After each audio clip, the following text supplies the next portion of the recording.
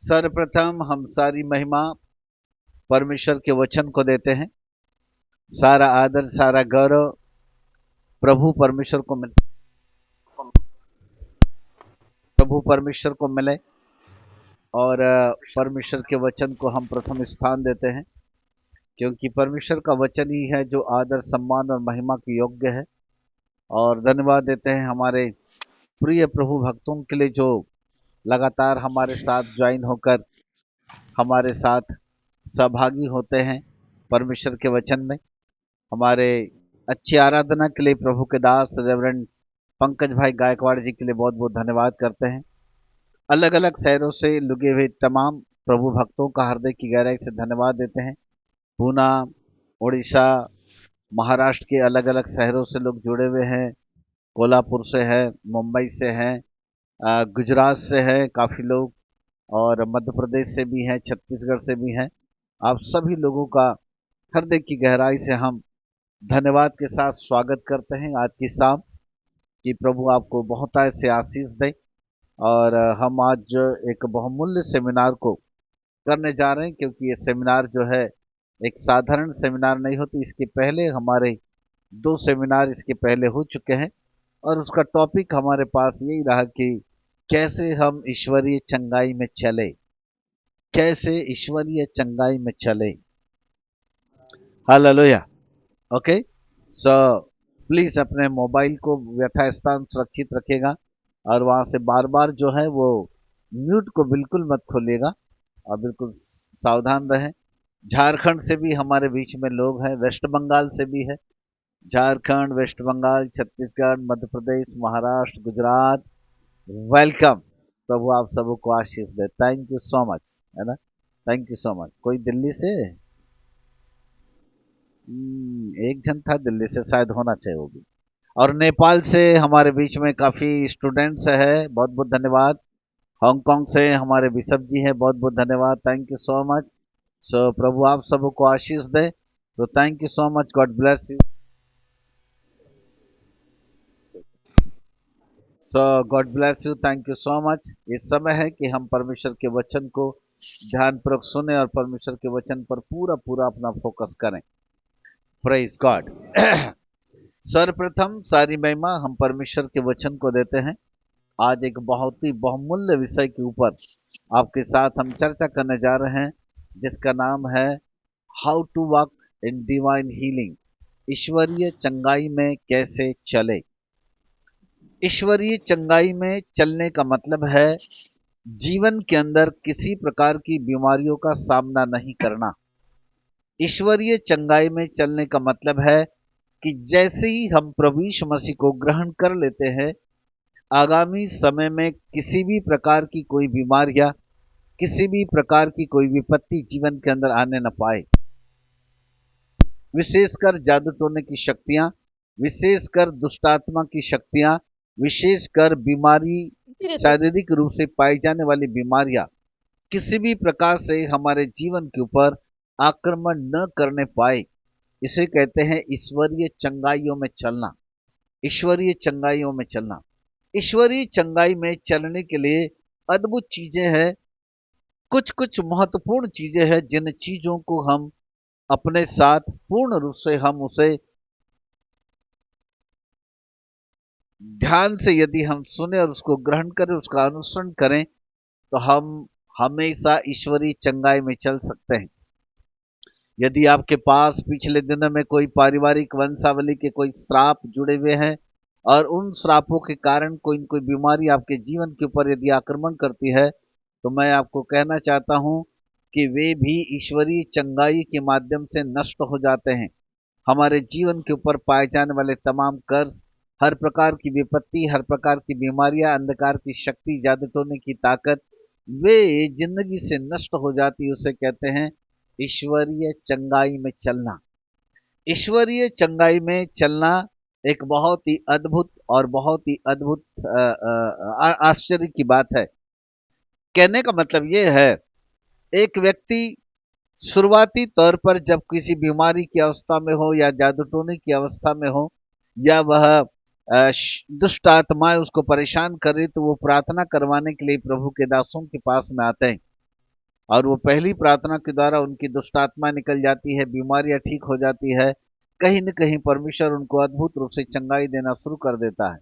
लेकिन उसके बाद जब प्रभु में आ जाते हैं, बपतिस्मा ले लेते हैं, चर्च जाने लगते हैं, उसके बाद अचानक फिर उनको बीमारियां कोई पकड़ती, कोई दुष्ट आत्मा उनको सताती है, तब लोग कहते हैं कि शायद परमेश्वर की इच्छा है। ये तो बहुत अच्छा है कि प्रभु ने शायद मुझको कोई दंड दिया होगा।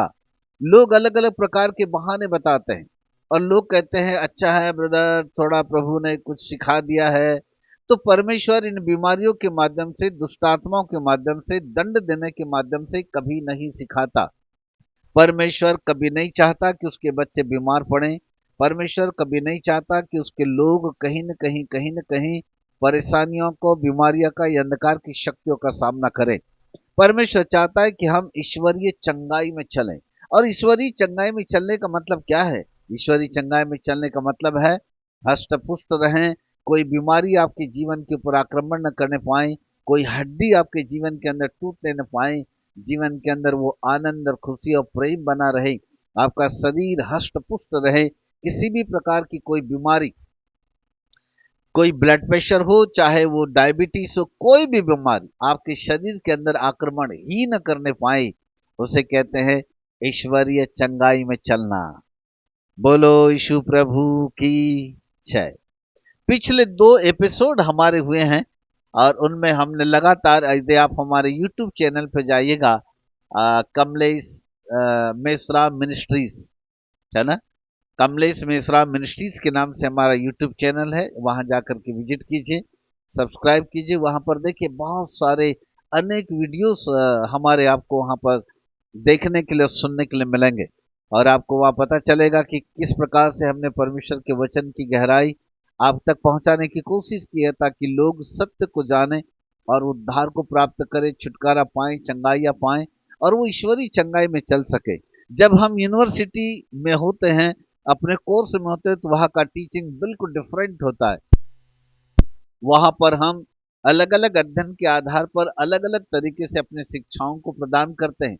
लेकिन जब हम चर्च में होते हैं, या हम ओपन मीटिंग में होते हैं, विश्वासियों के बीच में होते हैं, वहाँ पर हमारी शिक्षा बिल्कुल अलग होती है।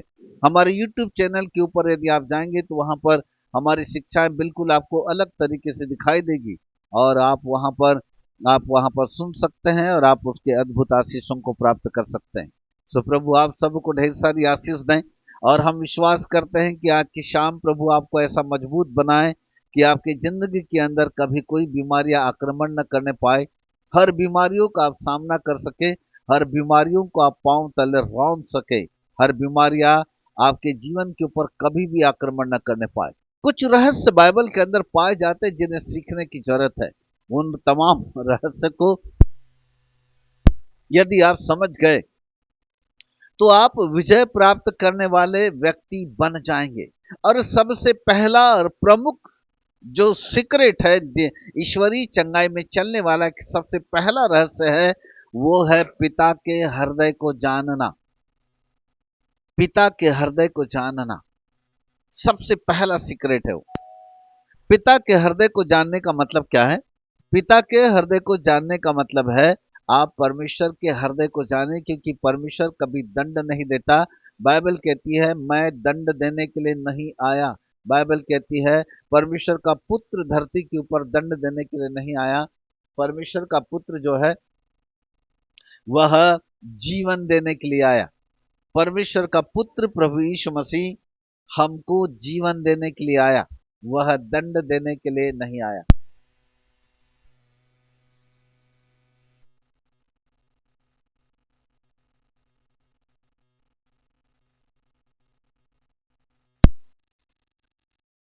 Hallelujah, praise God. कहने का मतलब यह है कि पिता का हृदय वो हृदय है जो कभी अपने बच्चों से इनकार नहीं करता। बाइबल कहती यदि तुम बूढ़े होकर अपने बच्चों को अच्छी वस्तु देना जानते हो, तो स्वर्गीय पिता तुम्हें अच्छी अच्छी वस्तुएं क्यों नहीं देगा। ये बात सत्य नहीं है कि परमेश्वर बीमारी देकर दंड देगा। ये बात सत्य नहीं है कि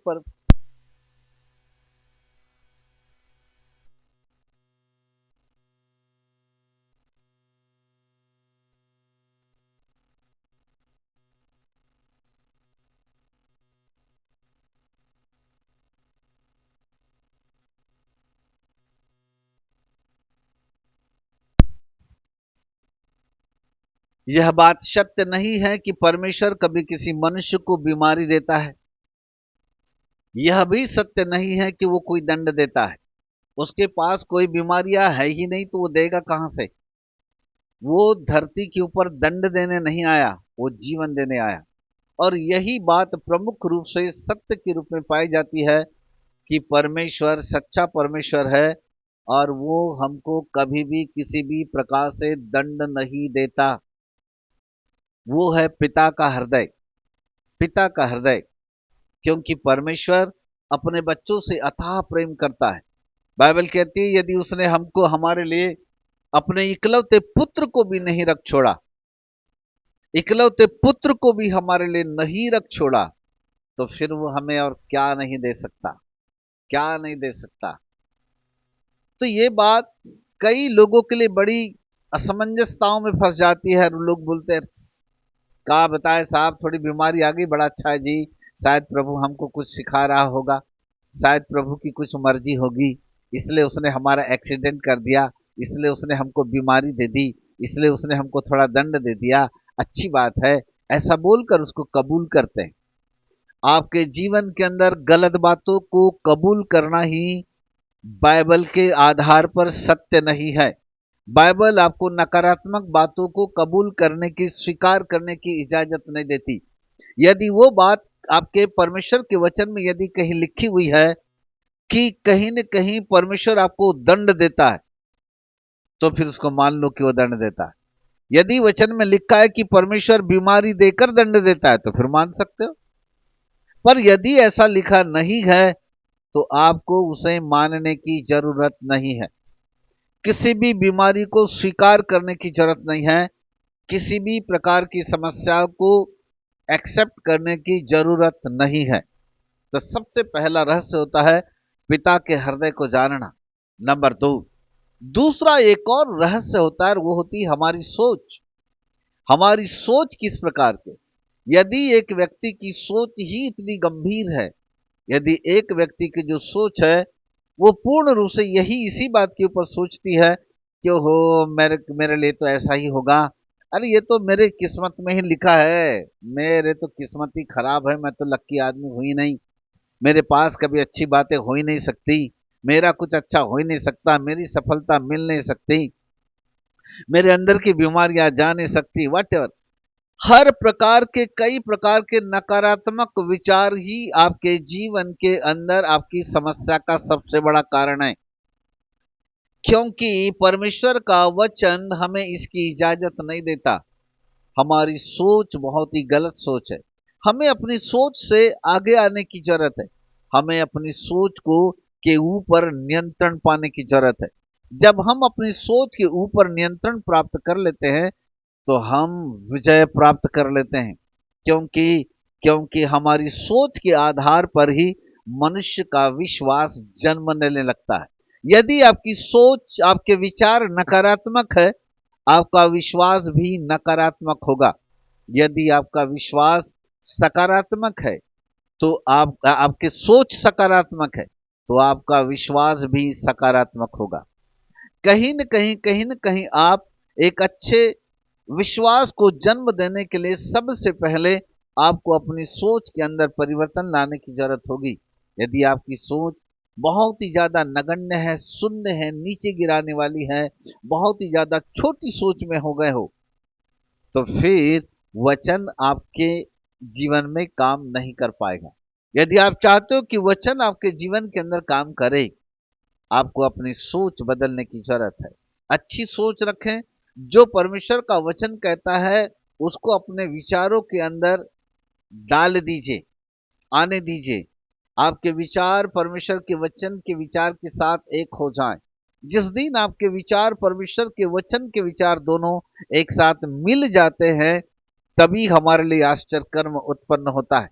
आश्चर्य कर्म ऐसे ही आपकी केवल व्यक्तिगत प्रार्थनाओं से आश्चर्य कर्म नहीं होते। एक व्यक्ति जब बीमार पड़ जाता है तो कई दिन तक वो दुआ करता है, दुआ करवाते चला जाता है और सोचता है कि शायद लोग मेरे लिए प्रार्थना करेंगे तो मैं बहुत जल्दी जो है ठीक हो जाऊंगा, और इस प्रकार से वो अपनी प्रार्थनाओं को अंजाम देने लगता है। लेकिन कई महीने कई दिन बीत जाते हैं, उसको वो चंगाई नहीं मिल पाती।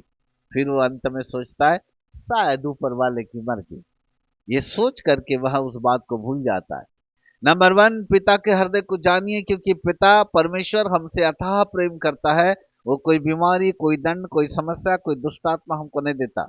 नंबर दो, अपनी सोच को बदलें। अपनी सोच को परमेश्वर के वचन के साथ एक कर दें। जब आपकी सोच, आपके विचार वचन के साथ एक हो जाएंगे, यानी जो वचन कहता है उसको आपके विचार मान लेंगे, जो कुछ परमेश्वर के वचन में लिखा है उसको स्वीकार कर लेने वाली सोच, उसको स्वीकार कर लेने वाला मन आपके अंदर यदि उत्पन्न हो जाएगा, निश्चित जानिएगा वचन तभी हमारे लिए काम करना शुरू करता है, तभी काम करेगा। यदि आपका विश्वास उस वचन के ऊपर नहीं है, वो वचन आपके जीवन के ऊपर कभी भी लागू नहीं होगा। कई बार लोग जब बाइबल पढ़ते हैं तो थोड़े पढ़ने के बाद वो सोचते हैं ये तो मेरे लिए नहीं है, ये तो मेरे लिए नहीं है। वो पढ़ते पढ़ते पढ़ते पढ़ते वचन को नजरअंदाज करते हैं और वो सोचते हैं ये तो वचन कई बार सुना, कई बार पढ़ा, ये मेरे लिए थोड़ी है, कुछ और होगा। ऐसा सोचकर हम उस वचन को नजरअंदाज करते हैं, बाईपास करते हैं, और फिर हम और आगे बढ़ने लगते हैं। शायद परमेश्वर का वचन हमारे लिए कुछ और अच्छा होगा, ऐसा सोचते चले जाते हैं। हर एक वचन जो आपके लिए लिखा हुआ है, यदि वो सकारात्मक परमेश्वर का वचन है तो वो आपके लिए है, मेरे लिए, हम सब के लिए। उस पर विश्वास करना सीखें।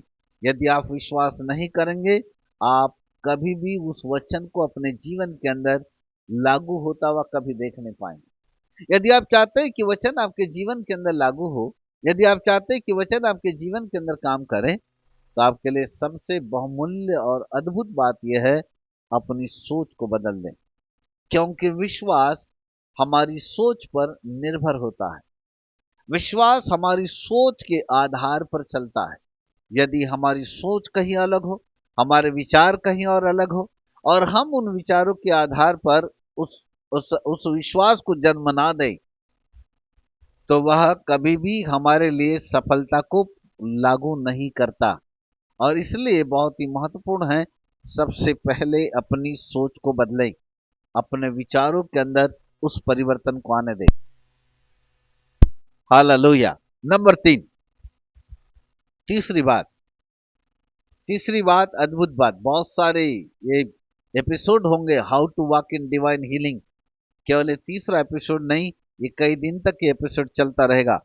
और यदि आप लगातार इन हमारे जितने भी एपिसोड होंगे उनको आप लगातार सुन करके यदि आप अनुसरण करें, मेरी पक्की गारंटी है कि जिंदगी भर कोई बीमारी आपके शरीर के ऊपर आक्रमण नहीं कर पाएगी।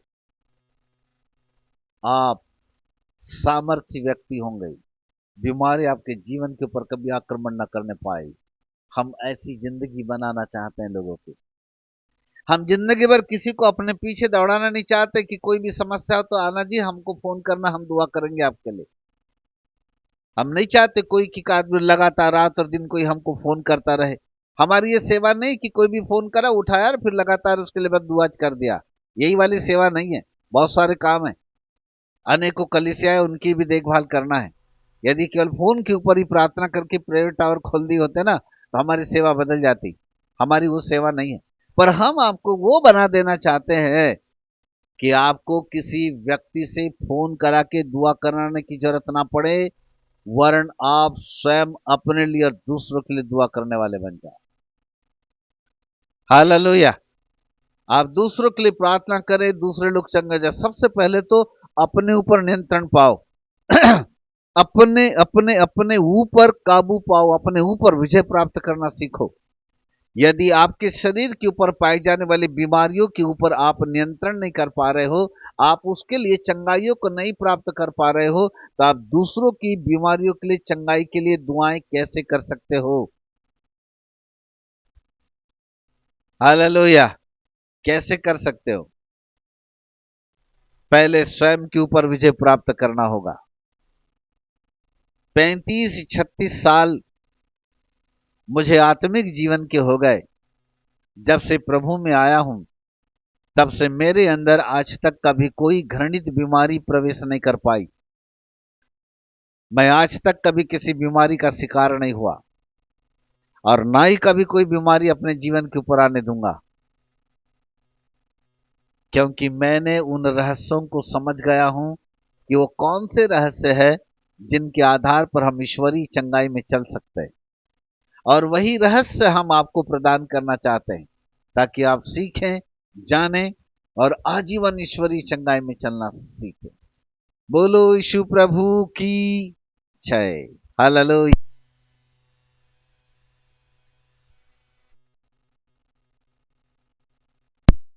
Praise God. हालेलुया। सो तीसरा और एक अद्भुत रहस्य है, और वो है हमारा विश्वास। अब बहुत सारे सीक्रेट है, धीरे धीरे खोलेंगे उनके रहस्य। पहला रहस्य पिता के हृदय को जानना। दूसरा रहस्य है अपनी सोच के ऊपर परिवर्तन लाना, वचन के साथ अपनी सोच को मिला देना, क्योंकि विश्वास हमारी सोच पर निर्भर होता है। प्रभु यीशु मसीह जहां कहीं गए वहां पर उन्होंने प्रश्न पूछा, तुम क्या चाहते हो कि मैं तुम्हारे लिए करूं? प्रभु यीशु मसीह लोगों से प्रश्न पूछते थे कि तुम क्या चाहते हो कि मैं तुम्हारे लिए करूं। इसका मतलब था कि प्रभु यीशु मसीह लोगों के विचार को पढ़ना चाहते थे कि उनके विचारों में ऐसा क्या है और वो क्या चाहते हैं कि मैं उनके लिए कर सकता हूं। क्योंकि जैसा वो पहले से सोच करके आए होंगे, उसी आधार पे प्रभु उनके साथ काम करेंगे। हालेलुया। न जाने लोग कौन सी विचारधारा के साथ आए, न जाने लोग किस सोच के साथ में आए, और इसीलिए परमेश्वर चाहता है कि हम सबसे पहले अपनी सोच को बदले। इसलिए प्रभु यीशु मसीह लोगों की सोच को पकड़ते थे और वो चाहते थे कि लोगों की सोच को पकड़कर उनके साथ वही वाला बर्ताव करें जिसके आधार पर उस सोच के परिवर्तन में आकर वो ईश्वरीय चंगाई को प्राप्त कर सकते हैं। ईश्वरीय चंगाइयों को वो प्राप्त कर सकते हैं। हमें उसी सोच को परिवर्तन में लेकर के आना होगा।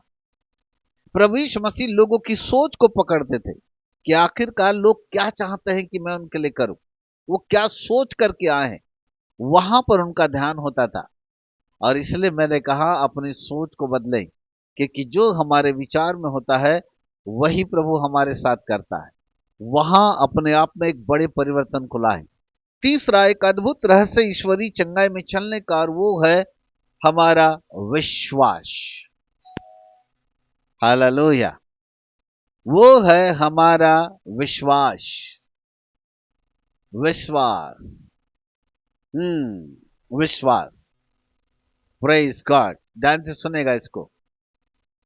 विश्वास। In the name of Jesus. Bible कहती है विश्वास के बिना परमेश्वर को प्रसन्न करना अनहोना है। विश्वास के बिना परमेश्वर को प्रसन्न करना अनहोना है। और तीसरा अद्भुत रहस्य ही है विश्वास। इसका मतलब है कि हमको ईश्वरीय चंगाई में चलने के लिए एक अद्भुत विश्वास की जरूरत है। बिना विश्वास के कभी भी चंगाई नहीं मिल सकती। बिना विश्वास के हम प्रभु से कुछ भी प्राप्त नहीं कर सकते। हालेलुया। पास्टर पंकज भाई गायकवाड़ जी एक वचन थोड़ा निकालिएगा, सब लोग निकालिएगा। बाइबल एक वचन दे रहा हूं। मत्ती रचित सुसमाचार अध्याय 13 और उसका 58 पद, 58। The gospel of Matthew chapter 13 verse 58। मत्ती रचित सुसमाचार उसका 13 अध्याय उसका 58 पद। यस, पढ़िएगा। हाँ। वहां से मीट खोल के पढ़िए।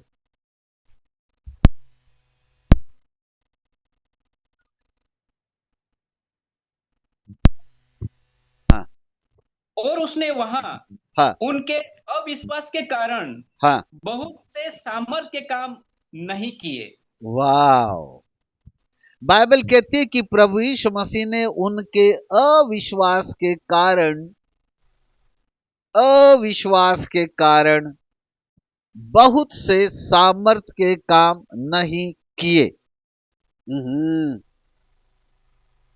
अविश्वास के कारण बहुत से सामर्थ के काम नहीं किए। Hello, praise God. कुछ समझ में आ रहा है? कई बार अलग अलग प्रकार से अलग अलग लोगों ने अलग अलग प्रकार के प्रश्न किए। प्रश्न ये है कि क्या प्रभु यीशु मसीह परमेश्वर का पुत्र नहीं है? क्या प्रभु यीशु मसीह स्वयं परमेश्वर नहीं है? क्या प्रभु यीशु मसीह के पास वो अभिषेक नहीं है? तो फिर क्या हुआ जिसने मुर्दों को जिंदा किया?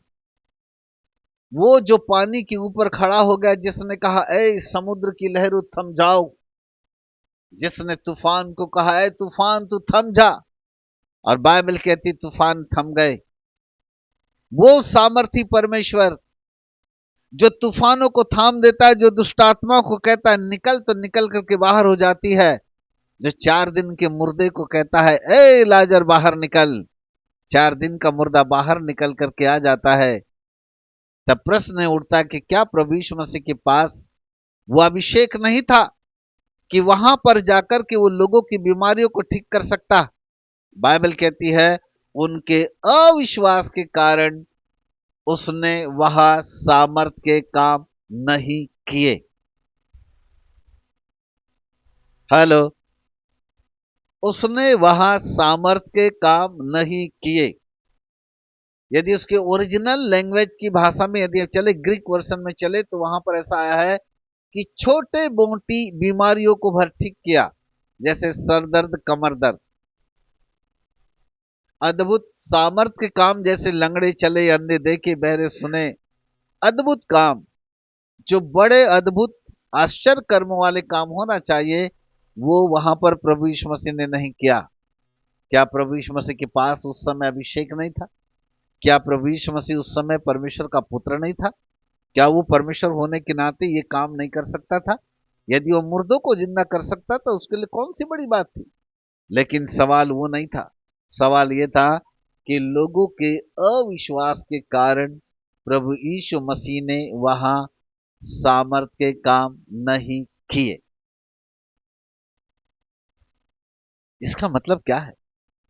इसका मतलब है हमारा अविश्वास उस ईश्वरीय चंगाई को रोक रखा हुआ है। हमारा अविश्वास है जहां पर हम एक हष्ट पुष्ट और एक पूर्ण चंगाई में हम नहीं चल पा रहे हैं। वो अविश्वास ही है जो लोगों को बहुत पीछे की दुनिया में लेकर चला जाता है। अविश्वास ही है जहां हम अपने जीवन के ऊपर बहुत सारी बीमारियों को और समस्याओं को अपने जीवन के ऊपर आने के लिए निमंत्रण दे देते हैं। वो अविश्वास ही है।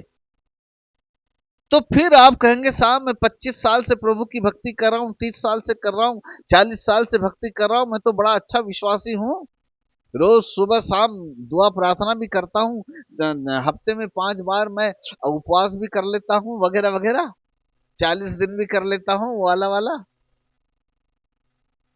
सब अच्छे काम करता हूं जी, मैं तो सुसमाचार भी सुना के जाता हूं। फिर आप कैसे कह सकते हो कि मेरे अंदर अविश्वास है, मैं विश्वास नहीं करता? मैं फलानी कलीसिया का विश्वासी हूं। मेरी नाम के आगे विश्वासी नामक शब्द लगा हुआ है, मैं अच्छा खासा विश्वासी हूं। तो मैं आपको बताऊं, विश्वासी होने से विश्वास का कोई रिश्ता नहीं। आपको किसने कहा कि आप फलाने फलाने शहर के फलाने चर्च के विश्वासी हो तो आपके अंदर विश्वास पाया जाता है? जो यीशु मसीह की भक्ति करता है उसको पेंटिकोस्टल चर्च के लोगों ने विश्वासी नाम दे दिया, और जो दूसरे मेनलाइन चर्च के लोग हैं जैसे सीएनआई चर्च के, मेथोडिस्ट के वगैरह वगैरह, मेनलाइन बोलने से समझ गए, उनको एक नाम दे देंगे, बोले ये तो मेनलाइन चर्च के लोग हैं, उनको विश्वासी नहीं कहा गया। पेंटिकोस्टल लोगों ने अपना नाम बदल दिया, बोले कौन? जी हम विश्वासी है जी, कितने 25 साल से जी। ओ माय गॉड, बजाओ ताली, 25 साल का विश्वासी है। मैं एक बार एक बड़े शहर में गया, मुझे किसी ने एक बड़े प्रीचिंग के लिए बुलाया, तो सुबह सुबह एक बुजुर्ग परिवार मेरे पास आया और उन्होंने कहा सर प्लीज मेरे घर में ब्रेकफास्ट के लिए चलिए ना। तो हमने कहा चलिए। हम ब्रेकफास्ट करने के लिए गए, टेबल के ऊपर बैठे ब्रेकफास्ट कर रहे थे, तो उन्होंने अपनी दुख भरी कहानी सुनाई। बोले साहब हम चर्च में ना, मैं सेवा भी करता हूँ, मैं चर्च में और भी बहुत सारे काम भी करता हूँ, मैं अच्छा प्रचार भी कर लेता हूँ। मैंने कहा बड़ी अच्छी बात है, परंतु क्या बताया साहब, बोले मेरे अंदर 5 बीमारियां हैं। तो मैंने कहा अच्छा इसलिए ब्रेकफास्ट के लिए बुलाए थे कि आपकी 5 बीमारियों के लिए दुआ किया जाए? अब समझ में आया। अच्छा, तो मैंने कहा बीमारी कितने साल से? कहा बताया साहब, बोले जब से शादी हुई ना, बस बोले उसके बाद से जो बीमार पड़े, 5 बीमारियों का शिकार हूं। तो मैंने कहा आप दूसरों के लिए दुआ कर लेते हो, तो अच्छा प्रचार कर लेते हो, चर्च में सेवा कर लेते हो, फिर 5-5 बीमारियां क्यों पाल के रखे हुए हो? तो बोले कहा बताए साहब, रोज दुआ करता हूँ, हफ्ते में 3 दिन उपवास भी करता हूँ, मेरी पत्नी भी उपवास करती है, चर्च में भी हमारे लिए लोग रोज दुआ करते हैं। मैंने कहा बड़ी अच्छी बात है, 25 साल से आपके लिए लोग दुआ भी करते तब भी बीमारी नहीं निकली, मतलब आप इतने विश्वासी 25 साल के तब भी बीमारियां पाल के रखे, वो भी 5-5, तो क्या तारीफ करें अब हम आपकी।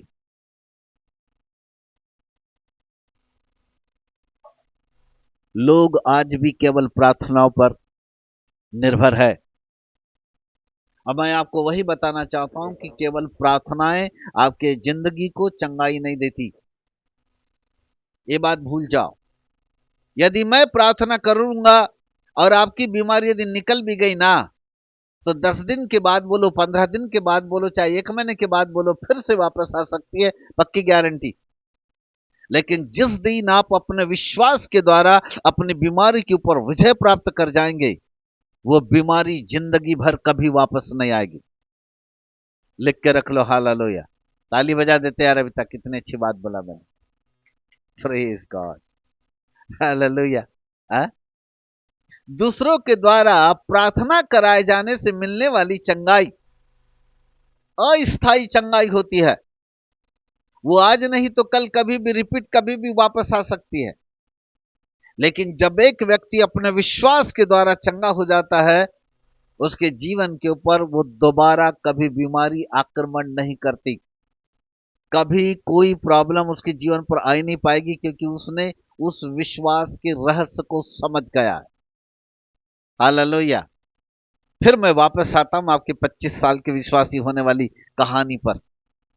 तो लोग कहें कि साहब हम तो 25 साल से विश्वासी हैं, चर्च में जाते हैं, 3 बार उपवास भी करते हैं, प्रार्थना भी करते हैं, खूब लगातार दुआ करते हैं, उपवास के साथ करते हैं, बाइबल भी पढ़ते हैं, सब करते हैं साहब, फिर भी बीमारी, फिर भी समस्या, फिर भी हमारे जीवन के अंदर कोई न कोई तूफान, कहीं न कोई प्रॉब्लम घेरे रहती है। तो हम आपको बताएं, वो विश्वास विश्वास नहीं है।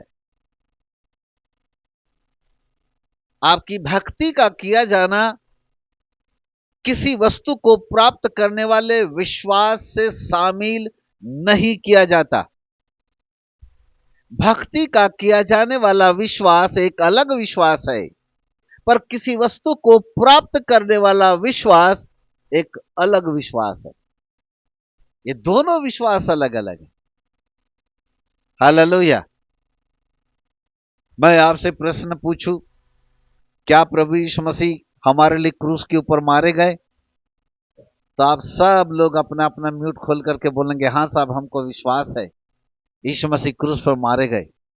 फिर मैं आपको पूछूं कि गुलगुत्ता पहाड़ी के ऊपर उसको दंड दिया गया, फिर संध्याकाल के समय उसकी लाश उठाकर कब्र के अंदर गाड़ दिया गया। क्या ये सत्य है? तो आप सब लोग बोलेंगे हाँ जी बिल्कुल सत्य है। फिर मैं आपसे तीसरा प्रश्न पूछूं कि प्रभु यीशु मसीह 3 दिन के बाद मृतकों में से जी उठे, क्या ये बात सत्य है? तो आप ताली बजाकर बोलोगे 100% सत्य है। अब मुझे एक बात बताओ, आप गए थे गुलगुता पहाड़ी पर देखने के लिए? हेलो? और कुछ तो हिलाओ, सिर हिलाओ, मुंडी हिलाओ, खाना हिलाओ, हाथ हिलाओ, कुछ तो बोलो। हेलो? हालेलुया। नहीं गया था, नहीं गया नहीं था। गया था, नहीं गया था, सही बात है ना? म्यूट म्यूट मत खोलिएगा, बस ऐसी इशारा कीजिए। जिनकी वीडियो ओपन है इशारा कीजिए, मजा आ रहा है, मैं आप सबको देख रहा हूँ बड़े स्क्रीन पे। हम सबको पता है कि गुलगुत्ता पहाड़ी के ऊपर प्रभु यीशु मसीह को क्रूस के ऊपर दंड दिया गया। हम सबको पता है कि प्रभु यीशु मसीह मारा गया, गाड़ा गया, 3 दिन के बाद जी उठा। मैं आपको ये बोलूं कि नहीं नहीं नहीं ये सत्य नहीं है, 5 दिन के बाद जिंदा हुआ, तो आप बोलोगे हैं फालतू की बात, 3 दिन के बाद जिंदा हुआ। आपको पता है, आपको विश्वास है कि प्रभु यीशु मसीह मारा गया। आप गुलगुत्ता पहाड़ी के ऊपर गए नहीं थे देखने के लिए, आप वहां नहीं गए थे कि सचमुच रोमन सैनिक ने उसके चारों हाथ पैर के ऊपर किले ठोके थे कि नहीं ठोके थे। आप ये भी देखने नहीं गए थे कि उसकी दाढ़ी नोची गई थी, उसको पानी, कड़वा पानी पिलाया गया था, सत्य है कि नहीं। आप ये भी देखने नहीं गए थे कि उसके मस्तिष्क के ऊपर कांटों का मुकुट लटकाया गया था कि नहीं गया था। आप देखने नहीं गए थे, पर आपको विश्वास है कि ऐसा हुआ। उसका कारण है कि यहां जो लिखा था वचन, इस बाइबल के अंदर जो लिखा हुआ है, इस वचन के ऊपर आपने विश्वास किया और उस विश्वास को अपने जीवन के अंदर आपने अपना लिया, क्योंकि आप देखने नहीं गए थे, केवल इस वो शास्त्र के अंदर लिखी हुई बातों के ऊपर आपने विश्वास किया। क्या मैं सही कह रहा हूं? हेलो? गए थे देखने? नहीं गए, पर कैसे आपको पता चला? ये यहां इस वचन के अंदर जो लिखा हुआ है उसके ऊपर आपने विश्वास कर लिया। अब मेरी बात को समझने की कोशिश कीजिए आप। जब हम ये विश्वास करते हैं कि प्रभु यीशु मसीह मेरे लिए मारा गया, गाड़ा गया, जी उठा, गुलगुत्ता पहाड़ी के ऊपर उसको दंड दिया गया, वो सचमुच हमारे लिए मारा गया, ये विश्वास करते हैं, तो हमारे अंदर भक्ति का विश्वास उत्पन्न होता है। हमारी श्रद्धा, हमारी भक्ति हमारे समर्पण के आधार पर और ज्यादा बढ़ जाता है। हम उसको और ज्यादा समर्पित हो जाते हैं, क्योंकि हमारा विश्वास भक्ति का विश्वास है जो बढ़ जाता है। हमारी श्रद्धा बन जाती है, हमारी आशाएं बन जाती है, हमारी भक्ति बन जाती है। जो एक दिन दुआ कर रहा था वो 2 दिन दुआ करता है, लगातार दुआ करना चालू कर देता है, चर्च जाना चालू कर देता है, वचन पढ़ना चालू कर देता है। इसका मतलब ये नहीं कि आपके अंदर बीमारी से छुटकारा, चंगाई पाने वाला विश्वास आया, पर आपके अंदर भक्ति का विश्वास आया। वो भक्ति का विश्वास है जिसने आपको उद्धार दिया। वो भक्ति का विश्वास है जिसके द्वारा आपके पाप क्षमा हुए। आपको बताया गया कि यीशु ही है जिसने हमारे पापों के लिए मारा जाने वाला प्रभु है। आपको बताया गया कि वही जगत का उद्धार करता है। आपको बताया गया कि वही सच्चा प्रभु है। आपको बताया गया कि उसी ने अपना लहू बहाया। आपको बताया गया कि उसी के लहू से हमारे पाप क्षमा होते हैं। जो कुछ हमको बताया गया, हमने कूट कूट कर 100% विश्वास किया, उसको अपने हृदय के अंदर बैठा दिया, और यही से हमारा उद्धार हुआ। मुझे कहने दो, यहां से शुरू हुआ हमारे भक्ति का विश्वास। इस भक्ति के विश्वास के आधार पर हम जीवन जीना चालू किए, और इस भक्ति के विश्वास के आधार पर हमने किसी किसी से दुआ करवाना चालू कर दिया। साहब ये बीमारी दुआ कर दो, किसी की प्रार्थना के द्वारा चंगाई तो मिल गई, लेकिन हाय रे किस्मत, 1 महीने 2 महीने के बाद फिर से वापस आ गई। फिर हम रोने लगे। या फिर सर दर्द खत्म हुआ तो कमर दर्द आ गया, कमर दर्द खत्म हुआ तो फिर सीने का दर्द आ गया। न जाने एक तरफ की बीमारी जाती तो दूसरी बीमारी दरवाजे के ऊपर खड़ी रहती, क्योंकि हमने अभी तक केवल भक्ति प्राप्त करने वाले विश्वास के ऊपर हमारी जिंदगी खड़ी है। जो भक्ति का विश्वास है उसी को हमने अपने जीवन का आधार बना लिया। Hello, hallelujah. धीरे धीरे लोगों के वीडियो बंद होते हैं आराम से, फिर पता नहीं वीडियो बंद करके क्या करते रहते हैं। अब मैं भी आपके साथ बैठा हुआ हूं, आपको भूख लगेगी तो हमको भी लगेगी, आराम से खाएंगे ना आराम से। ये वाली बातें बार बार थोड़ी मिलती है। इतनी सी बात सुनने के लिए लोग लाखों करोड़ों रुपया खर्च करते हैं। मैं आपको ये समझाने के लिए यहाँ नहीं बैठा हूं कि यीशु आपसे बहुत प्यार करता है, जीसस लव यू वाला संदेश देने के लिए नहीं बैठा हूं। फिर मैं आपको बताऊं कि यीशु बहुत प्यार करता है, फिर एक दुआ कर दूं, आप ठीक होना तो हो, ना हो तो ना हो, मैं तुम अपने घर के, मैं अपने घर का। मैं ये समझाने के लिए यहाँ नहीं बैठा हूं। मैं आपको आपके जिंदगी के वो सीक्रेट देना चाहता हूं जिससे आपकी जिंदगी में कभी कोई बीमारी जिंदगी भर ना आने पाए। ले लो उसको, फुकट में ले लीजिए उसको। हम तो चाहते कि ऐसे लोग बन जाए कि बड़े जादूगर के सामने भी खड़े हो जाए और जादूगर को ललकार के कहे, "ए जादूगर, ताकत है तो मुझ पे जादू कर।" ललकारो उसको। वो जादूगर दिन निकलने से पहले मर जाएगा, पर उसकी जादू आपके ऊपर कभी लगने न पाएगी। हम पर कई जादूगरों ने जादू किया, दूसरे दिन चले गए, खत्म, किस्सा ही खत्म हो गया उनका। ऊपर नहीं, नीचे ही चले गए। ऊपर कहां से जाएंगे? तो सीधे धरती के अंदर ही चले गए। जितनों ने किया वो सब के सब चले गए। हम कल भी जिंदा है, आज भी जिंदा है और कल भी जिंदा रहेंगे। वही सीक्रेट आपको बता रहा हूं। भक्ति प्राप्त करने वाला विश्वास बिल्कुल अलग है और किसी वस्तु को प्राप्त करने वाला विश्वास बिल्कुल अलग है। ये दोनों विश्वास बहुत अलग अलग प्रकार के विश्वास है। हमारे अंदर जो भक्ति का विश्वास आया है, उस भक्ति के विश्वास ने हमको पूर्ण रूप से भक्ति भक्ति के प्रति समर्पण बढ़ा दिया। हमारी श्रद्धा बढ़ गई, हमारी आशाएं बढ़ गई।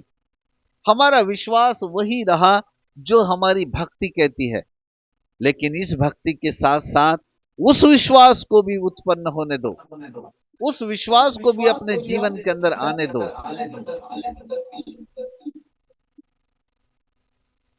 उस विश्वास को भी अपने जीवन के अंदर आने दो जिसके आधार पर आप ईश्वरीय चंगाई में चल सके। हालेलुया। तो फिर वो विश्वास क्या है? चलिए अब धीरे से खोलते हैं राज।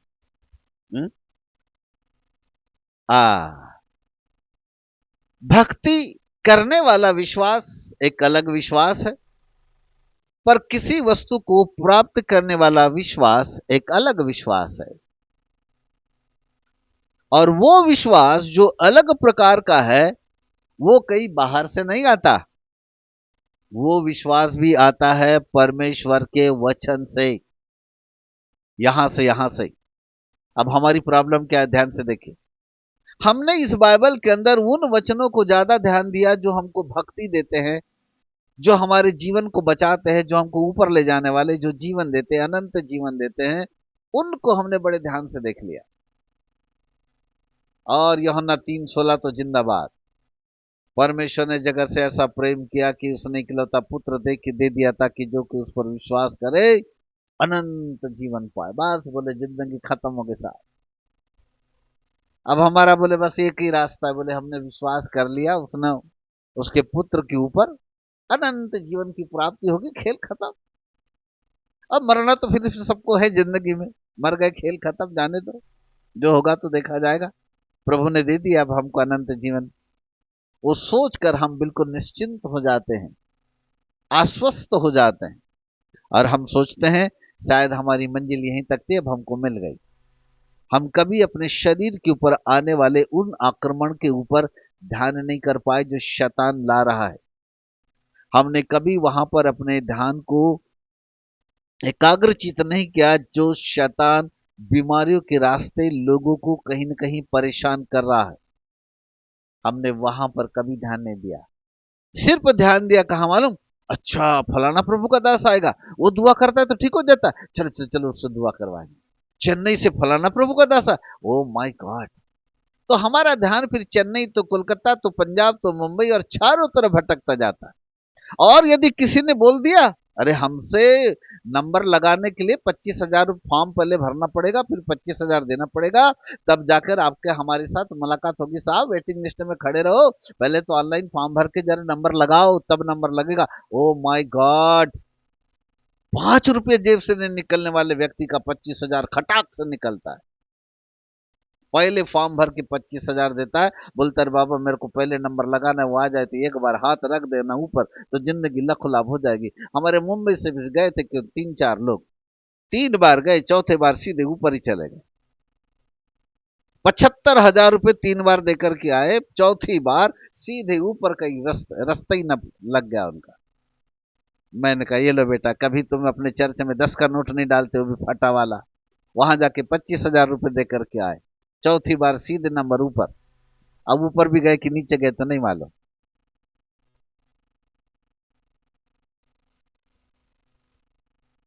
हमने अपनी सोच नहीं बदली ना, हम अभी भी दूसरों पर निर्भर है। हमने आदत बना ली कोई हमारे लिए दुआ कर दे, हम सोचते हैं हमारी उंगली पकड़ के कोई चले। प्रभु जी भी कहता है बच्चे हो तो समझ में आता है, छोटे बालक हो तो समझ में आता है कि कोई आपकी उंगली पकड़ करके आपको रोड क्रॉस करा दे।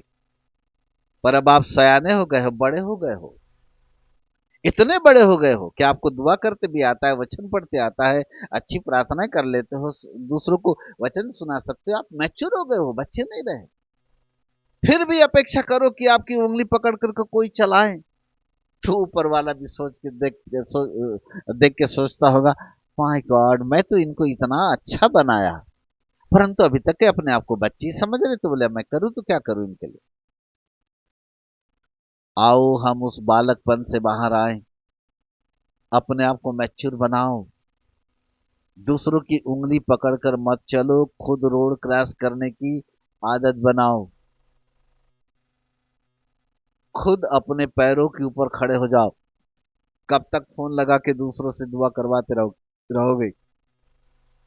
खुद कब अपने पांव के बल खड़े हो जाओगे? वो वाली आदत बनाओ। कहां से आएगा ये? उसका रास्ता भी है परमेश्वर का वचन। भक्ति का विश्वास भी इसी परमेश्वर के वचन से आता है, और बीमारियों की से चंगाई और दुष्ट आत्माओं से छुटकारे का विश्वास भी इसी वचन से आता है। वो कोई बाहर से नहीं आता। ये वही वचन है जो मुझको आपको चंगाई और छुटकारे में लेकर के चलता है। तो क्या करना होगा? सिंपल, बहुत ही अच्छा। जितने वचनों पर आपने ज्यादा ध्यान दिया था कि यीशु हमको अनंत जीवन देता है, मरने के बाद अब हमको अच्छा जीवन मिलेगा, स्वर्ग मिल जाएगा, वो आएगा फिर हमको भी लेकर के जाएगा, फिर हम बढ़िया ऊपर चले जाएंगे, स्वर्ग में रहेंगे, बड़ा आनंद करेंगे। जितना इन वचनों के ऊपर ध्यान करके फोकस करके आपने अपने जीवन के अंदर आनंद मनाया, उसी स्थान पर आपका तो उद्धार उस भक्ति के विश्वास से तो हो गया। उसी स्थान पर उन वचनों को भी ध्यान दें जो वचन आपकी चंगाई और आपके छुटकारे के लिखे गए हैं, लिखे गए हैं। हालेलुया। लिखे गए हैं आपके लिए, उनको भी ध्यान दें। और उन वचनों को हम ज्यादा कभी ध्यान नहीं देते। एक दो वचन बताता हूं, पूरी बाइबल तो नहीं बता सकता। उदाहरण के लिए एक दो वचन आपके सामने लाता हूं। मत्ती रचित सुसमाचार अध्याय 8 उसका 17 पद। पंकज भाई,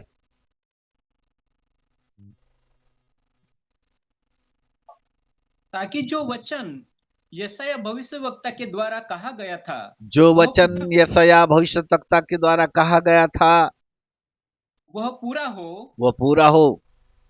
उसने आप हमारी दुर्बलताओं को ले लिया ले लिया। और हमारी बीमारियों को उठा लिया। उसने स्वयं हमारी दुर्बलताओं को भी ले लिया और उसने हमारी बीमारियों को भी उठा लिया। हालेलुया। उसने स्वयं हमारी दुर्बलताओं को भी ले लिया और हमारी बीमारियों को भी उसने अपने ऊपर उठा लिया। क्या करना पड़ेगा? विश्वास। कैसा विश्वास? यदि वचन में लिखा है कि उसने हमारी कमजोरियों को अपने ऊपर ले लिया, लिखा है, तो उस वचन को क्लेम करो, घोषणा करो, क्लेम करो कि प्रभु ये वचन मेरे लिए लिखा है। मेरे जीवन के अंदर पाई जाने वाली बीमारियों को भी आपने ले लिया है। मेरे जीवन के अंदर पाई जाने वाली बीमारियों को भी आपने अपने ऊपर उठा लिया है। मत्ती 8:17 में लिखा है प्रभु की अब ब्लड प्रेशर मेरे अंदर नहीं है, क्योंकि ब्लड प्रेशर को आपने अपने ऊपर उठा लिया है। अब डायबिटीज मेरे खून के अंदर नहीं है, परंतु डायबिटीज को अपने अपने ऊपर उठा लिया है। कोलेस्ट्रॉल मेरे खून के अंदर जो डॉक्टर ने रिपोर्ट देकर के बढ़ता बढ़ता दिखाया, मैं यीशु के नाम से उस डॉक्टर की रिपोर्ट को कैंसिल करता हूं और घोषणा करता हूं कि कोलेस्ट्रॉल अब मेरे ब्लड के अंदर नहीं बढ़ रहा है, क्योंकि कोलेस्ट्रॉल को आपने अपने ऊपर उठा लिया है। वो नहीं बनता पादरी साहब, ऐसा वाला बदसूत्र मत सिखाओ हमको। सीधे सीधे फोन उठा के हमारे लिए दुआ कर दिया करो, बस खत्म कहानी। ये नहीं बनता। हे प्रभु के बालको, ये सही विधि है, एकदम सत्य है। किसी को फोन कराकर प्रार्थना करवाने से ज्यादा अच्छा है उस वचन को लो और उस वचन को क्लेम करो। जितना ज्यादा वो उस वचन को लेकर अपने बीमारियों के साथ क्लेम करना चालू करोगे कि ये वचन जो लिखा है वो मेरे लिए है, वो वचन विश्वास के द्वारा आपके जीवन के ऊपर लागू होगा। जैसे भक्ति के लिए भक्ति के वचन पर विश्वास करने के द्वारा आपने उसको क्लेम किया, आपका उद्धार हो गया, ऐसे ही बीमारियों के लिए उन बीमारी के वचनों को क्लेम करना चालू करो। उनके ऊपर घोषणा करो कि ये वचन मेरे लिए है। प्रभु आपने मेरी बीमारियों को उठा लिया है। मेरे अंदर अब वो बीमारी नहीं है, परंतु आपने मेरी बीमारी को उठा लिया है। हालेलुया। मेरे किडनी में कोई स्टोन नहीं है प्रभु। डॉक्टर कहता है किडनी में स्टोन है, लेकिन आपकी रिपोर्ट कहती है कि आपने उस स्टोन को मत्ती 8:17 के अनुसार अपने ऊपर ले लिया है।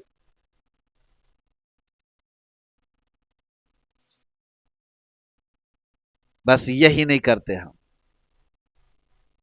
हम मानो धीरे धीरे चर्च एक परंपरा और एक रूढ़िवादिताओं की ओर जा रहा है।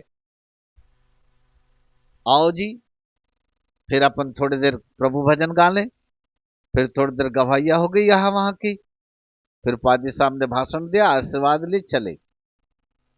लेकिन जो वचन के ऊपर, जो सत्य वचन है, जो हमारी शारीरिक रूप से बीमारी से छुटकारे के लिए, चंगाइयों के लिए जो वचन रखे गए हैं, उन वचनों को हमने क्लेम करना बंद कर दिया है। हम देश के लिए दुआएं करते हैं, हम राष्ट्रपति, प्रधानमंत्री, लोकसभा सदस्य, जितने सांसद, जितने मंत्री, सबके लिए दुआएं मांगते हैं। आप अपने शहर के लोगों के लिए दुआएं मांगते हैं, और विरोध होने लगे और चार डंडा पड़ने लगे तो फिर देख लो विश्वासी, माय गॉड, काम धंधा छोड़कर फिर तो चर्च के अंदर उपवास के साथ आकर के बैठ जाते हैं। प्रभु बड़ा विरोध हुआ, बड़े डंडे पड़ रहे, बचाओ। उस समय हम दुआ करने के लिए एकत्र होते हैं, लेकिन हमने वचन को क्लेम करना नहीं सीखा, क्लेम करना नहीं सीखा। क्लेम तो करो। आने दो ना पुलिस वाले को, आने दो ना बजरंगी को। आपकी सुरक्षा के लिए एक वचन लिखा है, पता है? वहां लिखा है कि जितने हथियार तुम्हारे विरुद्ध, तुम्हारे हानि के लिए बनाए जाएंगे, उनमें से एक भी सफल नहीं होगा। लिखा है, लिखा है तेरे निकट 1000, तेरी दाहिनी वो 10,000 गिरेंगे। लिखा है शत्रु एक मार्ग से होकर के आएगा, 7 मार्गों से होकर के भाग जाएगा। ये वो वचन है जो आपको शारीरिक तरीके से आपको छुटकारा देते हैं। आप ढूंढो ना उनको। पुराने नियम में ऐसे हजारों वचन हैं जो हमारे शारीरिक फायदे के लिए है। मैं आत्मिक फायदे की बात नहीं कर रहा। आत्मिक आत्मिक तरीके से फायदे के लिए तो आपके पास भक्ति का विश्वास है, वो बहुत जोरदार है, उसमें तो चल ही रहे हो और चलो, उसको तो खत्म कर नहीं सकते। परंतु साथ ही साथ उस विश्वास को भी अपने जीवन के अंदर विकसित होने दो, जो विश्वास परमेश्वर के वचन के द्वारा हमारे अंदर आता है। विश्वास कोई हमारे अंदर उंडेलता नहीं है। पवित्र आत्मा स्वर्ग से आकर उस विश्वास को हमारे अंदर समेटने वाला नहीं है, या प्रभु या कोई और व्यक्ति उस विश्वास को डालने वाला नहीं है। हमारा खुद का विश्वास प्रतिदिन विकसित होता है, हमारा खुद का विश्वास डेवलप होता है। और जितना ज्यादा हम अपने विश्वास को विकसित करने लगते हैं, बढ़ाने लगते हैं, यह विश्वास उतना ही ज्यादा हमारे लिए फायदेमंद होता है, सफलताओं को लेकर के आता है। बोलो यीशु प्रभु की जय। हालेलुया। उस विश्वास से जियो। सोते समय 2 मिनट की एक दुआ कर ले, प्रभु जी धन्यवाद धन्यवाद, दिन भर के तमाम आशीषों के लिए धन्यवाद। अच्छा काम दिया, अच्छा खाना दिया, अच्छा पीना दिया, अच्छा कपड़ा दिया प्रभु, अच्छा काम धंधा, अच्छी बड़ी सफलता मिली, इसके लिए धन्यवाद। अब रात को अच्छी मीठी नींद दे, सुबह उठो तो फिर धन्यवाद दू। आमीन। ये परंपरा बन गई आप लोगों की, रूढ़िवादिता बन गए। ऐसा ना हो कि धीरे धीरे रूढ़िवादिता आपको परंपरावादी ईसाई बना दे।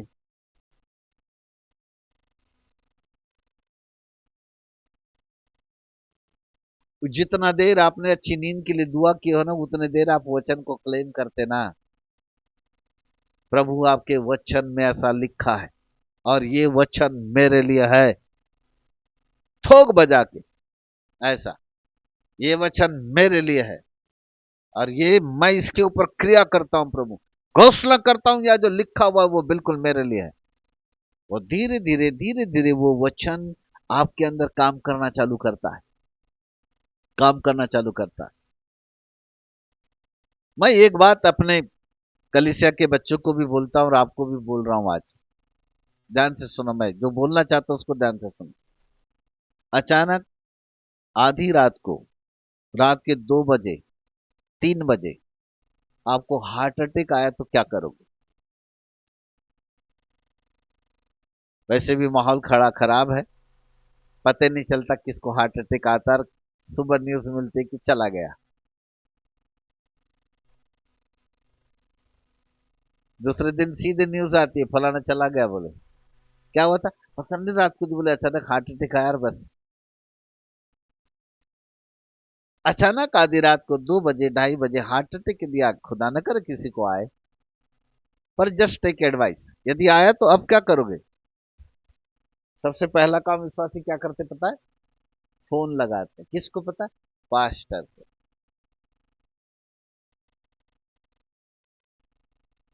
सबसे पहला काम करते, सबसे पहले पास्टर याद आता है उनको। पास्टर को फोन लगा, बोला अभी दुआ कराना है।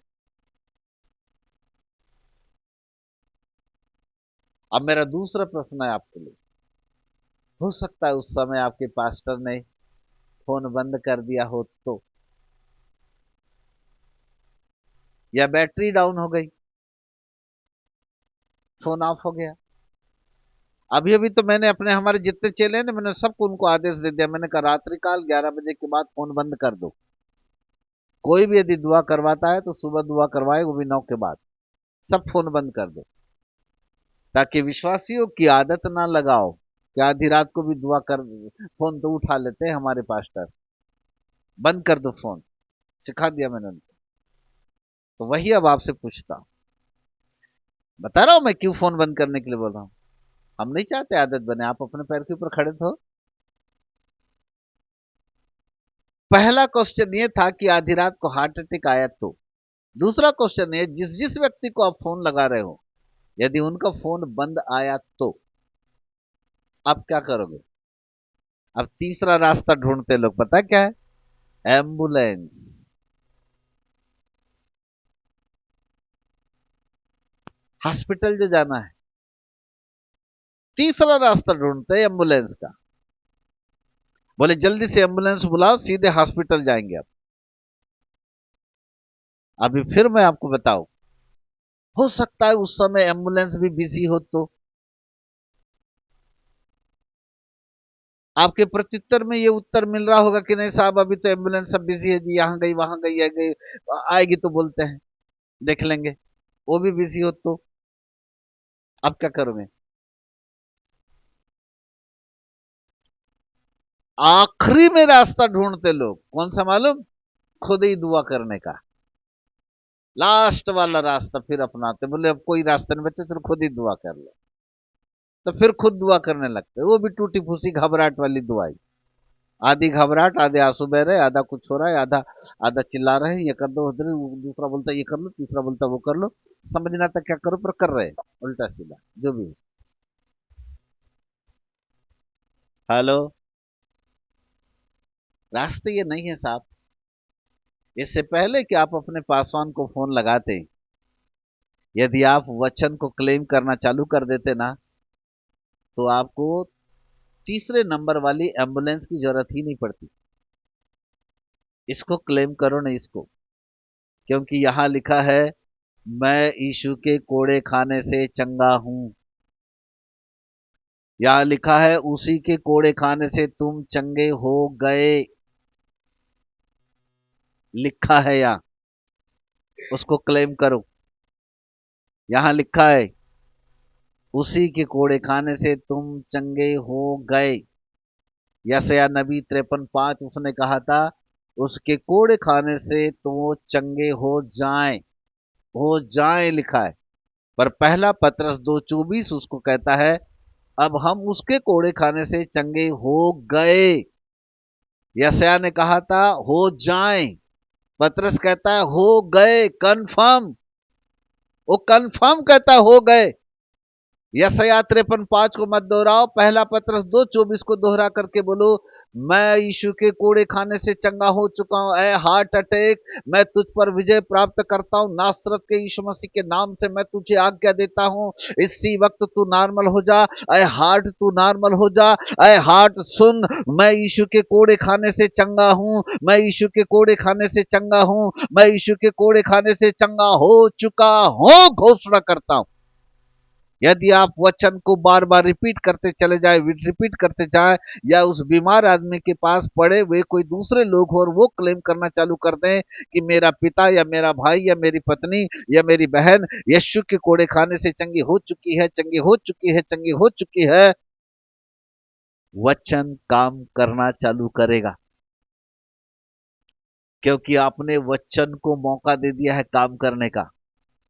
बाइबल कहती है वो अपने वचन के द्वारा हमें चंगाई देता है।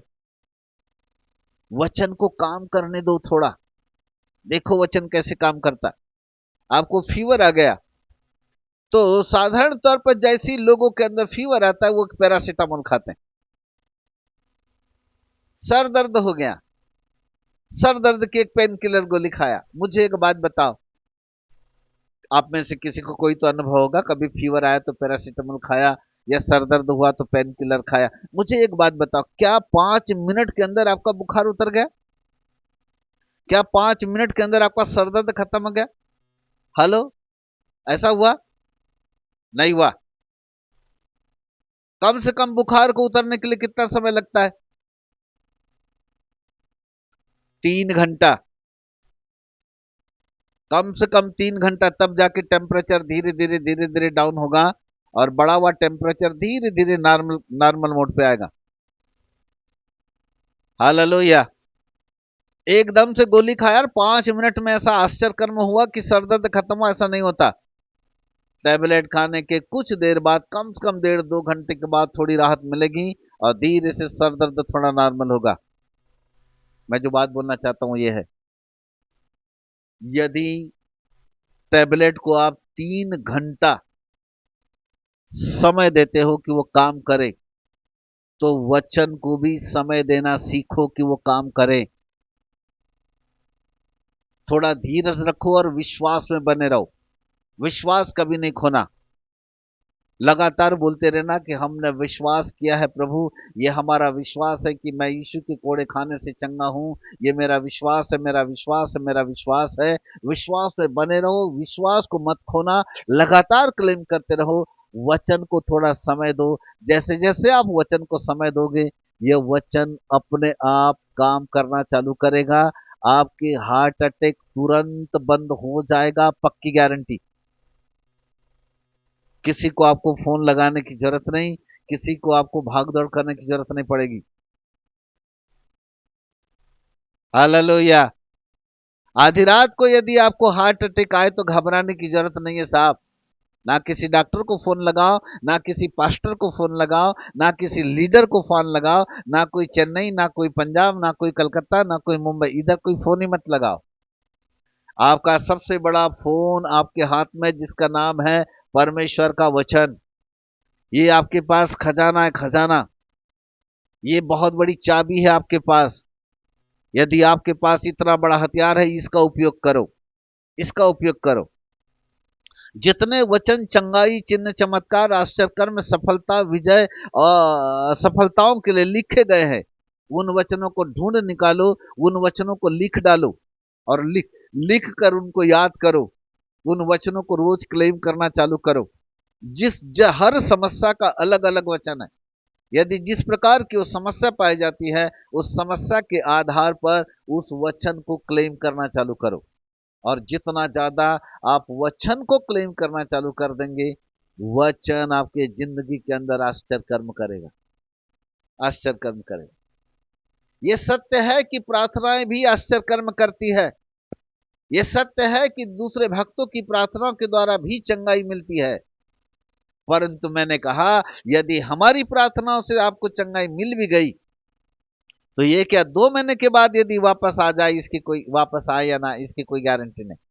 वो वापस आ सकती है, लेकिन जिस दिन आप अपने विश्वास के द्वारा खुद से चंगाई को प्राप्त करेंगे, जिंदगी भर बीमारी कभी वापस नहीं आ पाएगी।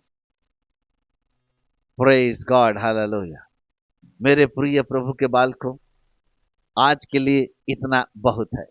अगले एपिसोड में उस विश्वास की क्रिया पर वचन को कैसे लागू करते हैं, वो हम आपको सिखाएंगे।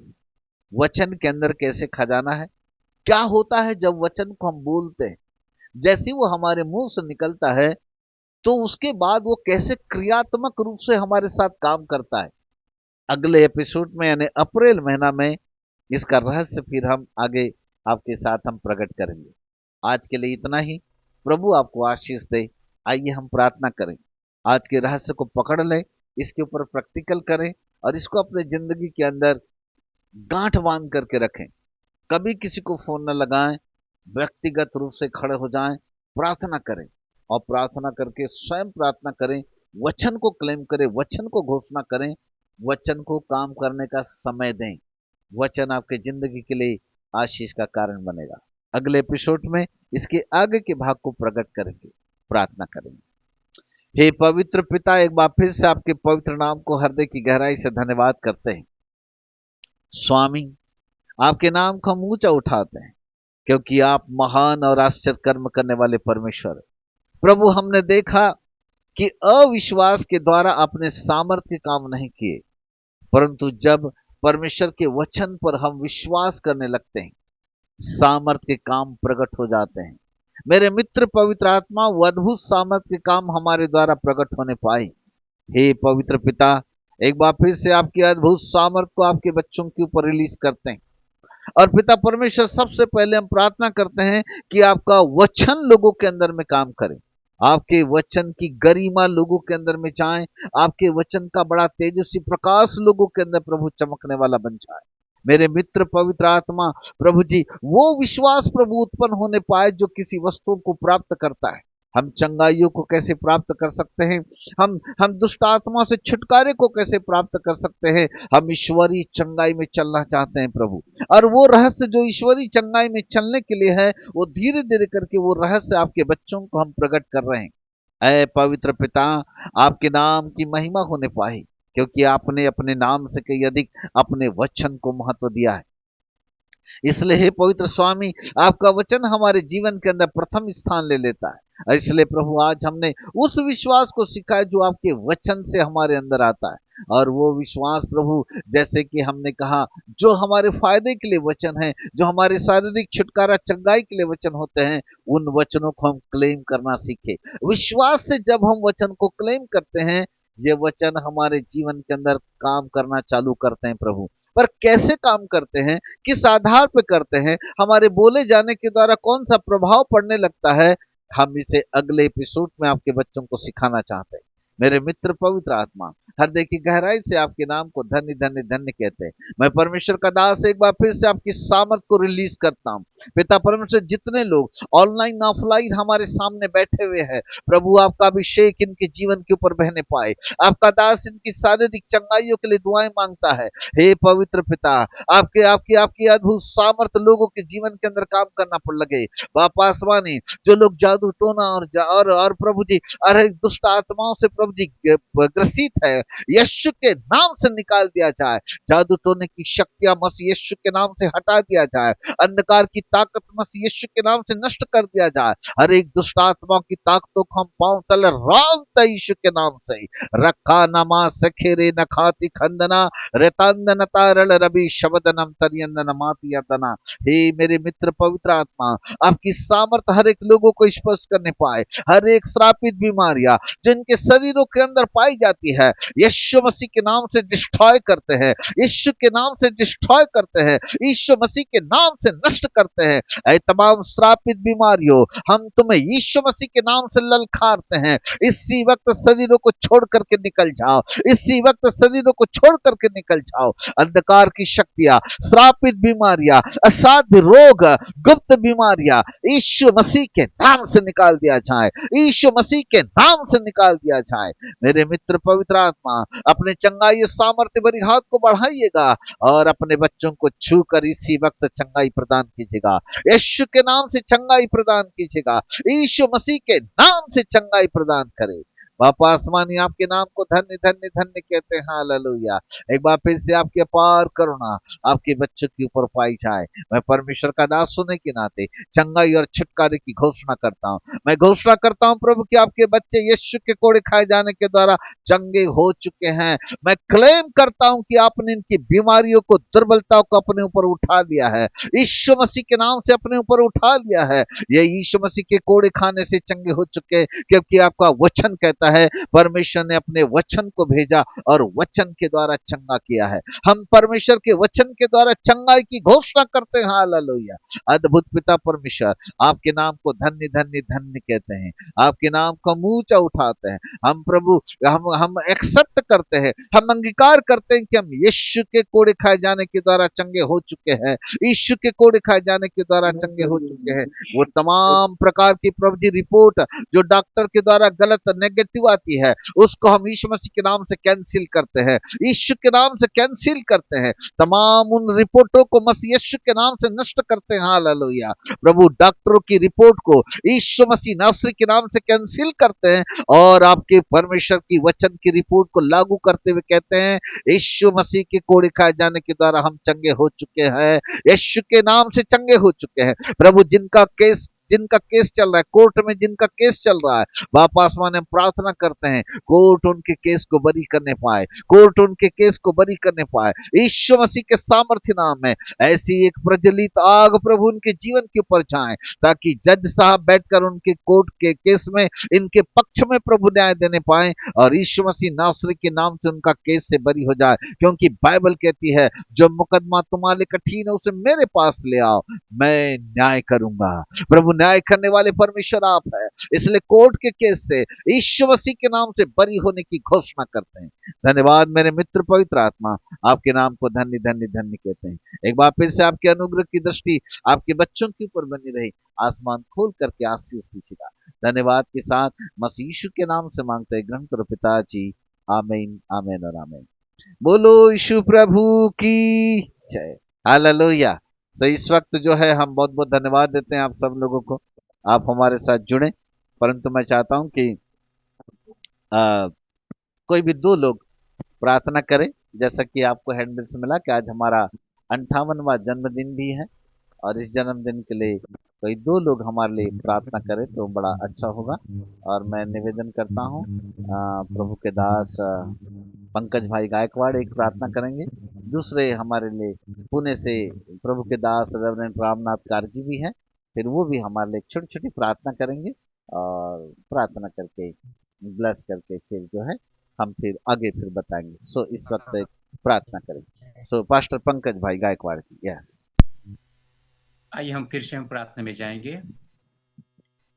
पवित्र पवित्र पवित्र स्वर्ग में विराजमान ईश्वर पिता परमेश्वर प्रभु, इस सुंदर शाम के समय के लिए हम प्रभु आपको धन्यवाद देते हैं।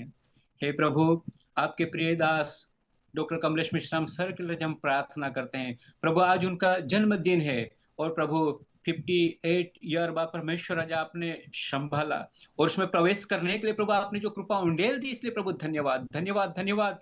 और प्रभु, मैं प्रभु उनका शुक्रगुजार और आभारी मानता हूं कि प्रभु उनके चरणों में रहकर प्रभु आपका खरा वचन सीखने के लिए प्रभु हमें जो सौभाग्य मिला है, इसलिए प्रभु एपिस्कोपल क्रिश्चियन यूनिवर्सिटी के प्रभु आपके प्रिय दास डॉक्टर कमलेश मिश्राम सर को बाप परमेश्वर आपके पवित्र आत्मा में समर्पण करता हूं in the Prabhu. Name of और जीसस। जो स्वर्ग में स्थिर रहने वाला वचन प्रभु उनके मुख में रहकर प्रभु आप प्रकट कर रहे हैं, इन ओ द बाप नेम परमेश्वर ऑफ जीसस। बात करता हूँ। और भी आने वाले दिनों में प्रभु उनको अच्छा स्वास्थ्य मिले, उनका थैंक पूरा यू लॉर्ड। पारिवारिक जीवन प्रभु ब्लेसिंग और अनुग्रहकारी से भरपूर होना पाए।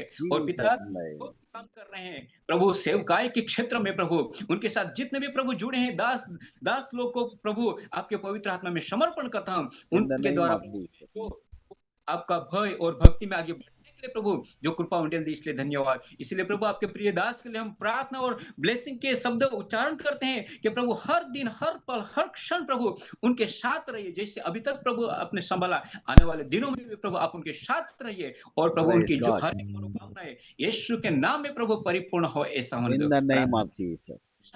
मदद किए, धन्यवाद। आदर मान सम्मान को देते हुए प्रार्थना अपने बेटे यीशु मसीह के नाम में करता हूँ, इसलिए सुनो और कबूल करो पिता। Amen amen amen. Pastor Ramnath कारजी। Thank you father, hallelujah. Thank you Jesus. इसमें हम आपको धन्यवाद करते हैं प्रभु जी, तुम थैंक यू महान है, जीसस। आप सामर्थ्यवान परमेश्वर, में आपको धन्यवाद करते हैं। इन द नेम पिता ऑफ जीसस। परमेश्वर, एपिस्कोपल क्रिश्चियन यूनिवर्सिटी प्रभु, पिता परमेश्वर बिशप डॉक्टर कमलेश सर के लिए मैं प्रार्थना करने के लिए जा रहा हूँ। पिता परमेश्वर, आज यीशु मसीह के नाम से हम प्रार्थना करते हैं। पिता परमेश्वर, आपके दास के लिए हम प्रार्थना करते हैं। पिता परमेश्वर, लॉर्ड आज उसका जन्मदिन है। वहां से म्यूट हो गया, म्यूट हो गया। वहां से म्यूट खोलो। हाँ। Thank you father, thank you Jesus, thank you holy hallelujah. Spirit. Lord हम आपको धन्यवाद करते हैं पिता परमेश्वर। Lord archbishop doctor Kamlesh sir के लिए हम प्रार्थना करते हैं। पिता परमेश्वर, आपने पिता परमेश्वर सुंदर सा मेन पाठ आपने दिया है। पिता परमेश्वर, लॉर्ड आज उनका जन्मदिन पिता परमेश्वर 58 ईयर्स पिता परमेश्वर। लॉर्ड आपके वचन कहता है आपके हाथ में सामर्थ्य प्रभु, आपके हाथ में दीर्घायु प्रभु जी। इसी समय प्रभु आपके दास के लिए हम विनती प्रार्थना करते पिता परमेश्वर, सिर से लेकर पांव तक पिता परमेश्वर आपके आरोग्य सामर्थ बहने दे। लॉर्ड आज जैसे पिता परमेश्वर आपके दास ने प्रभु ईश्वरीय चंगाई के बारे में हमको सिखाया प्रभु जी। लॉर्ड आपके दास महान रीति से आरोग्य दे पिता परमेश्वर, पवित्र आत्मा का सामर्थ से अभिषेक कर प्रभु जी, दीर्घायु तू दे पिता परमेश्वर। आपके सेवकाई के लिए प्रभु महान रीति से उपयोग कर प्रभु जी। पिता आपके दास के जीवन में अरेक बीमार, अरेक रोग, अरेक श्राप आज माता धिक्कार से रखे यीशु के नाम से मैं तुझे बांधता शैतान। परमेश्वर के दास के जीवन तू सुट शैतान, शैतान यीशु के नाम से निकल जा। उनका जन्मदिन का ताबासुर यीशु मसीह के नाम से निकल जाए। पिता परमेश्वर बिशप डॉक्टर कमलेश सर प्रभु, पिता पुत्र पवित्र आत्मा से आशीर्वादित करते यीशु के नाम से, दीर्घायु हम स्वीकार करते यीशु के नाम से। हम घोषणा करते प्रभु आपके दास के जीवन में चंगाई, दीर्घायु हम स्वीकार करते हैं यीशु के नाम से, शक्ति स्वीकार करते यीशु मसीह के नाम से। पिता परमेश्वर आपके दास आपके हाथ में हम सौंपते हैं। पिता आपने आरोग्य दिया इसलिए आपको धन्यवाद करते हैं, शक्ति दिया इसलिए आपको धन्यवाद करते हैं प्रभु जी, दीर्घायु दिया इसलिए आपको धन्यवाद करते हैं। आपके दास को पवित्र आत्मा के अग्नि को अभिषेक से भरा, इसलिए आपको धन्यवाद करते हैं। ये प्रार्थना और आपके दास को आपके अग्नि, आपके लौ से हम कवरिंग करते हो। आपके दास का जन्मदिन हम आशीर्वादित करते ईश्वर के नाम पे। धन्यवाद यीशु। ये प्रार्थना यीशु मसीह के नाम से मांगते हैं।